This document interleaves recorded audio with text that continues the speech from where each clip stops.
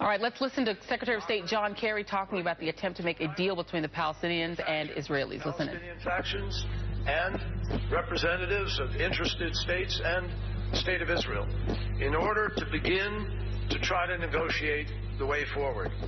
Now, why are we not announcing that that has been found yet tonight? For a simple reason, that we still have some terminology in the context of the framework to work through.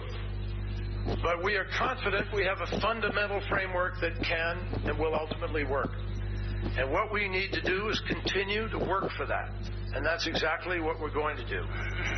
We believe that 7 days will give all the parties the opportunity to step back from the violence and focus on the underlying causes, perhaps take some steps that could build some confidence and begin to change the choices for all.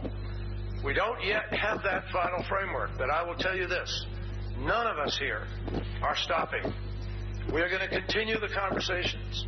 And right now, before I came in here tonight, I had conversations with people on both sides of this conflict. Just spoke to Prime Minister Netanyahu, who made it clear that he wants to try to find this way forward.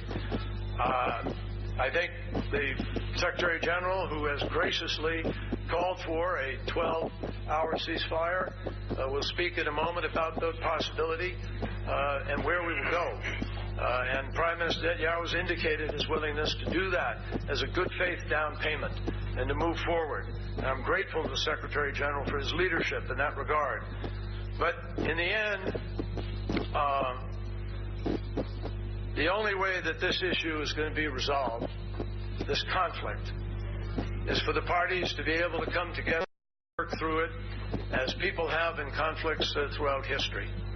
And it's our hope, and we intend to do everything possible. Tomorrow, I will be in Paris, where I will meet with some of our counterparts, my counterparts, and where I will also meet with other players who are important to this discussion in an effort to be able to try to see if we can narrow the gap.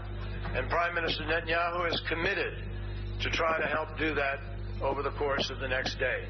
So we begin with at least the hope of a down payment on the ceasefire, with the possibility of extension, a real possibility in the course of tomorrow. And hopefully, if we can make some progress, the people in this region who deserve peace can find at least one step towards that elusive goal. Thank you. Thank you.